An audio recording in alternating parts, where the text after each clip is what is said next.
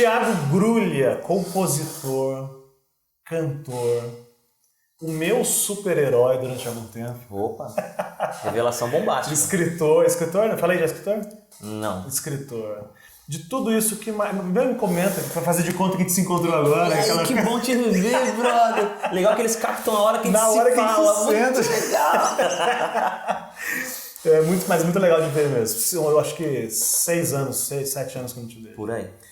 Você tá igual, tá mais bonito. Obrigado. A sua sinceridade me comove. Não, mas não foi sincero. Não, mentira, você tá assim. Nós dois estamos mais... O tempo do espírito está maior, mas... Eu achei você ao contrário, que você deu uma afinada. Não. Sério? Você tá sendo irônico, né? Não, falando sério. Eu tinha uma lembrança de você um pouquinho mais gordinho, você tá mais... Não, eu que dei uma engordadinha. Não, isso é bobagem, cara. Esse é o detalhe. Ô, Thiagão, de tudo que falei, compositor, cantor, escritor agora, o que mais te dá prazer em fazer ou o que mais você entende que está cumprindo até mesmo a sua vocação nisso tudo aí, cara? Ó, de tudo que eu faço dentro do meu alcance de influência, que mais me sinto vocacionado, feliz e que mais colho frutos imediatos e a longo prazo é a área da pregação, na verdade. Que tá tudo meio que linkado, né? Porque eu tenho um amor e um apreço muito grande pela poesia, pela palavra, pela expressão, né? E quando eu consigo, de alguma maneira, ser orientado por Deus para utilizar a palavra, a poesia, a história, para ela carregar para as pessoas uma mensagem libertadora, isso para mim, é a minha maior alegria, né? Você projeta ou imagina que um dia vai ser pastor, não? Eu tenho uma dificuldade muito grande com a imagem institucional pastor, né? Não no aspecto de não curtir quem é ou de achar que isso não é correto e bíblico, não é nada disso. Eu escolhi um caminho, que eu creio que foi direção de Deus, um caminho da informalidade. Então, assim, eu amo todas as atividades práticas de um pastor. Então, eu já celebrei casamento, eu já dirigi culto fúnebre, eu já tenho uma atividade de pregação constante na comunidade que eu faço parte, então estou constantemente ali compartilhando. Na área de aconselhamento tem muito contato com as pessoas. Então, todas essas atividades... Então, você já é pastor. Então, todas essas atividades ditas pastorais... Eu já exerço e exerço com muita alegria. Agora, não me sinto motivado, chamado ou dirigido a fazer parte integral de uma comunidade como pastor, ou de liderar uma igreja, ou de ser responsável pela conceituação teológica de um grupo. Isso não. Então, pode ser que aconteça, mas hoje... Mas será que você não vai chegar um dia e construir um gueto contemporâneo, um gueto do jeito certo? Eu acho que todo mundo corre o risco de construir um gueto, assim, todo mundo que está à frente, todo mundo que olha alguma coisa e tem gente te ouvindo para entender o que você entende daquela coisa. Eu acho que todo mundo corre esse risco. Não é o meu projeto é de estar presente. Por exemplo, como eu disse para você numa conversa quase agora, eu e meu pastor, eu posso falar isso abertamente porque é fato e é conhecido na nossa igreja, nós temos diversas diferenças. Linhas teológicas, práticas espirituais, disciplinas espirituais, mas a minha caminhada ela é muito mais baseada no caráter, na disposição do coração e na seriedade da procura do que Deus quer para a sua vida. Meu pastor, ele tem essa representação para mim. Então eu consigo servir naquela comunidade, mesmo não sendo um pastor local, porque eu me identifico com o coração de quem está trabalhando naquele lugar, né? Então eu acho que eu vou ser sempre assim. Eu acho que ou com ele ou com outros líderes eu vou sempre me aproximar ou permitir que alguém se aproxime para construir junto, para somar. Eu acho que eu tenho aquela vontade de ser Arão e Hur. Eu sou o cara que vê aquele cara de braço levantado faz uma diferença na guerra. E aí, segurar o braço dele. Ao invés de chegar lá e falar descansa um pouco que eu vou levantar o meu, eu me preocupo em ajudar o que o dele continue erguido, né? Porque eu percebo que há sobre ele algo bonito e que essa parte de preparar a pedra para o cara sentar e de ficar ali segurando o braço traz menos resultado para o seu marketing pessoal, traz menos frutos de popularidade, mas, cara, gera uma alegria no coração, parecida com aquela de João, de falar, cara, eu não sou o noivo, eu sou amigo do noivo, então se vocês orarem pro noivo, se alegrarem com o noivo, essa é a minha alegria também. Então... Ô, Thiaguinho, você realmente queria ser um super-herói ou é força de linguagem? Totalmente, né? Quero.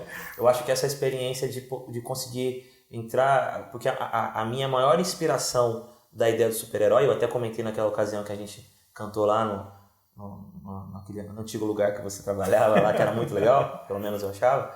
Não, mas era muito legal. Eu achava muito legal. Aquilo do Clark Kent entrar numa cabine telefônica e sair dali capaz de resolver tudo o que estava dando errado na vida dele, se tornou para mim uma inspiração do que humanamente eu queria viver, né? Essa experiência de você entrar num lugar apertado, num lugar comum, num lugar sem nada de sobrenatural, é só um espaço que eu preciso estar sozinho comigo mesmo, que ninguém pode ver o meu processo, é um processo que eu tenho que viver longe dos olhos. Aí ali dentro eu me reencontro com a minha essência, que não vem desse mundo, e saio dali capaz de voar de uma maneira que a Terra virou no sentido contrário, o tempo voltou e ele conseguiu tirar o carro que estava no abismo, ele conseguiu resolver o problema do trem que tinha descarrilhado. Então essa sensação de poder voltar no tempo, de poder resolver as coisas que eu não fiz bem, de superar as minhas feridas, era muito forte. Então quando eu fiz essa música, essa imagem era muito presente. Então eu ainda, hoje, claro, muito mais arejado e muito mais compreensível nessas questões, entendo que a gente tem que passar por situações difíceis, eu entendo que tem coisas que a gente não vai conseguir mudar, que o perdão é uma forma de retornar e tentar rever alguma coisa, mas ainda assim, muitas vezes eu sentia a vontade de conseguir pegar os meus inimigos que estão dentro de mim e destroçá-los na pedra. Qual é a sua cabine telefônica hoje? Cara, a minha cabine telefônica hoje é um momento devocional, assim.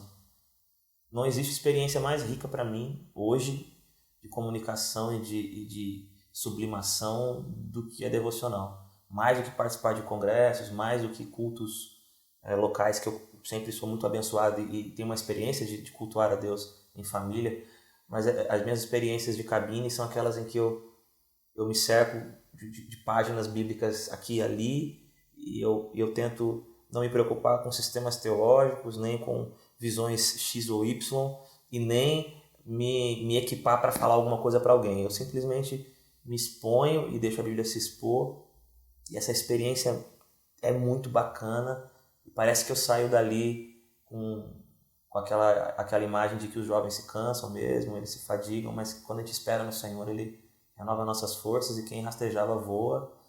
Não porque eu viro um triunfalista, mas porque é possível vencer morrendo na cruz, né? Então, eu vejo a vitória por uma outra perspectiva. E ver o que é vencer pelo viés correto te torna mais capaz de fazer isso.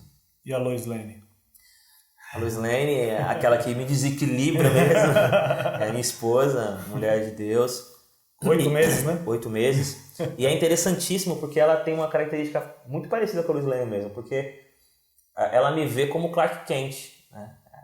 A Ariane não é uma entusiasta do Thiago Grulha cantor, pelo contrário, ela gosta de algumas músicas, outras não. Ela não é uma entusiasta do que está projetado. Para ela, eu sou Clark Kent. Ou seja, claro que ela tem no seu imaginário um super-homem que ela admira, mas quem ela se relaciona mesmo é com Clark Kent, né? É a gente que divide a vida, né? Só uma pessoa normal, então. Exatamente. Normal até demais, ao ponto dela... Não importa se eu preguei, ou cantei, ou fiz qualquer coisa e a igreja reagiu, mas quando eu entrar no carro, se eu fiz alguma coisa que ela não gostou, ela vai me questionar. Ela não vai me ver como uma autoridade que sabe tudo o que está fazendo e a pergunta dela vai ser idiota. Você abraçou aquela menina no final do culto. Exatamente. Precisava tirar aquela foto daquele jeito, aquele comentário não foi bacana. E pra que tirar a camisa no púlpito, né? Não perguntou isso? Eu fiz só 2 vezes. Só 2 vezes. Tiagão, a Bíblia fala que, até na nossa conversa antes, você estava comentando dos nossos monstros, né? Aqueles de estimação que a gente tem mesmo. Qual é a sua criptonita? Qual é aquilo que mexe na sua fraqueza? Qual é a sua fraqueza? Qual é o seu problema? Eu tenho várias criptonitas, acho que muitas cores diferentes, assim, né? Então, eu sou um cara muito mais em perigo do que o super-homem da história. Mas eu acho que, de todas as coisas, a que mais me incapacita, a que mais me sugestiona para o fracasso, a que mais me inibe, é a necessidade de um reconhecimento. Isso é interessante porque a minha prática da vida parece que não sinaliza isso, porque eu não sou o cara que faço contatos, não sou o cara que gera amizades com líderes espirituais para conseguir favores, não sou um cara que manda mensagem para todo mundo pedindo que curtam alguma coisa minha, não por achar essas coisas erradas, mas porque não sinto essa necessidade. Porém, é fato que eu sou tiranizado por esse olhar do outro. Então, quando eu perco um pouquinho o foco do que eu estou fazendo e me deixo tiranizar, isso me enfraquece muito. Aí eu percebo que eu tomei uma atitude para agradar tal grupo, que eu deixei de falar tal coisa para não desagradar o outro grupo, ou que eu tive certa performance esperando um feedback. Então, a necessidade de feedback é a minha maior criptonita. Inspirações na fé? A minha vida tem algumas bases, assim, obviamente minha família, tem uma família muito bem estruturada nesse aspecto, em tantos outros, um pai íntegro, uma mãe... Ouvi falar da sua avó também. Uma mãe humilde, meus avós, minha avó Elza, meu avô Nestor, minha avó Áurea, assim, eu tenho uma família de tios que são pessoas inspiradoras, então na família eu já fui muito, muito enriquecido. Mas, obviamente, o meu processo de identificação com a fé e de abraçar a fé, ele teve estímulos maiores, talvez, fora. Por quê? Porque me pegou numa época de decisão. A família, ela te pega num processo de tô me conhecendo, tô conhecendo a vida, numa hora em que eu não faço escolhas tão importantes. Quando você começa a entrar na adolescência para a juventude e você começa a perceber que você tem escolhas e que essas escolhas colidem com o que você aprendeu com a sua família, você começa a se perguntar se eu estou evitando escolher isso por causa do que eu realmente creio ou porque eu tenho medo de chatear a minha família. Então, nesse processo de tomar decisões e de entender se eu realmente amava a Deus ou se eu amava a família que amava a Deus e eu queria ser igual à minha família e não igual a Deus, eu conheci o Baruch. Então o Baruch foi determinante na minha caminhada com Deus. Eu tenho 2 amigos que foram essenciais, que é o Eduardo e a Vera. Nós fazíamos coisas muito simples juntos que foram poderosas. Então a gente começou a ler a Bíblia juntos. E que loucura foi isso. Que aventura foi a gente parar tudo para sentar e ler a Bíblia juntos. Foi tremendo. Transformador. Como parecia que estava linkado, de que realmente era uma porta para a vida, assim, para nós mesmos. Aí nesse processo também eu conheci um professor, que é o Carlos Credigio, que me dava aula no cursinho, que era novo convertido, um cara iniciado na vida pentecostal. E era um cara que quando eu conheci, fazia 1 ano que estava convertido e já tinha lido a Bíblia 3 vezes. E eu, com tanto ano de igreja, vomitando a arrogância de que fazia parte de uma igreja histórica, me dei conta que nunca tinha lido a Bíblia, de capa a capa. Não de maneira religiosa, mas buscando a Deus, né? Então ele me impactou muito, e hoje nós somos membros da mesma igreja, hoje ele é membro da igreja que eu congrego. E o Thales, né, que é meu irmão. Thales é uma das maiores referências no amor ao próximo, uma igreja de 30 membros que colocou o bairro de cabeça para baixo, que pegou as crianças e deu para elas coisas que elas não tinham. Um cara que também ama a Bíblia, que de vez em quando, sem nenhum recurso e sem nenhuma linha teológica respaldando, simplesmente ele faz uma pergunta que eu falo: como é que você percebeu essa dúvida no texto? Então, eu estava lendo e orando, e é uma pergunta essencial. Todo mundo tem feito isso aos longos dos uma pergunta essencial. Por exemplo, eu ouvi uma pregação do Carlinhos Queiroz, maravilhosa, sobre o livro de Tiago. Aí essa semana que passou, eu conversando com o Thales, ele falou: Tiago, você estava lendo o livro de Tiago, chamou a atenção uma coisa, diferente dos outros livros, das cartas, ele não cita um lugar, né? Ele fala para os crentes que estão na diáspora, para os crentes espalhados.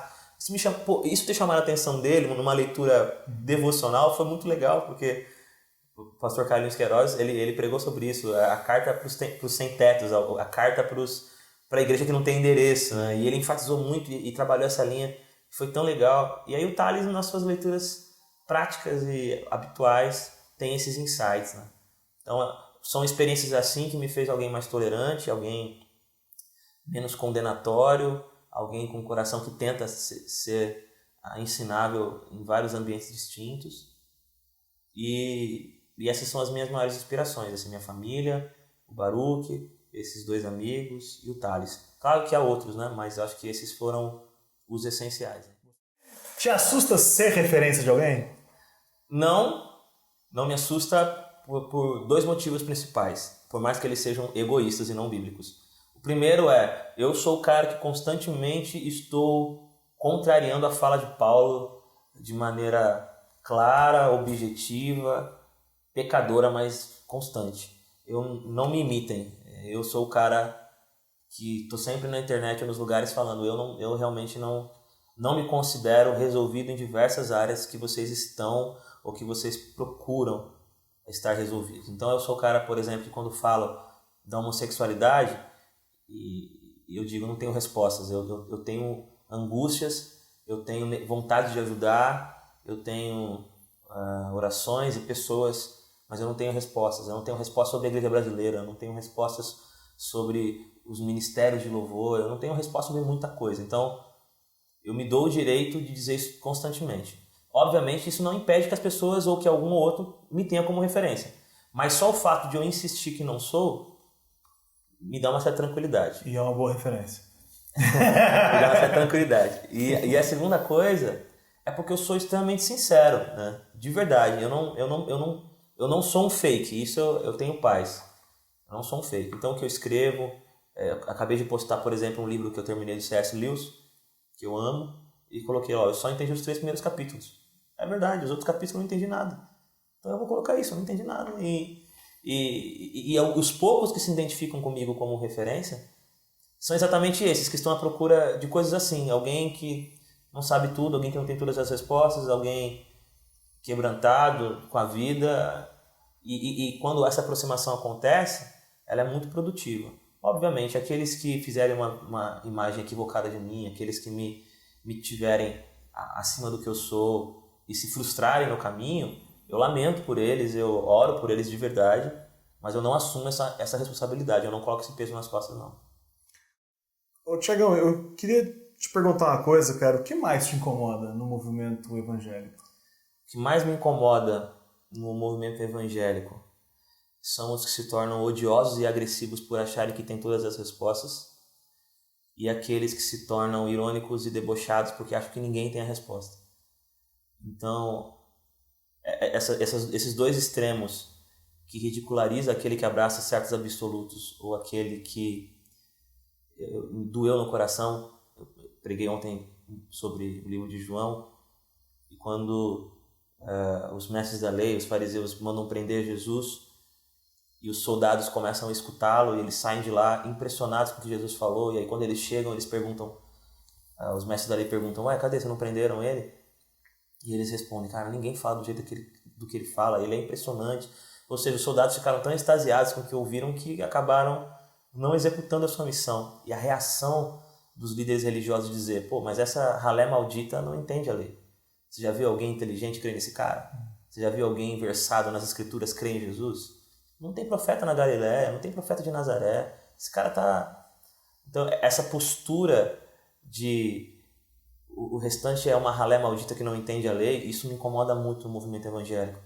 Já sofri e sofro muito com isso, porque eu escrevo, né, eu falo do que eu penso, e é muito engraçado que as respostas mais odiosas, condenatórias, infames, vêm desses que até são muito profundos e conhecedores, mas que tratam quem pensa diferente ou quem está pensando num processo que ele talvez já tenha concluído de maneira muito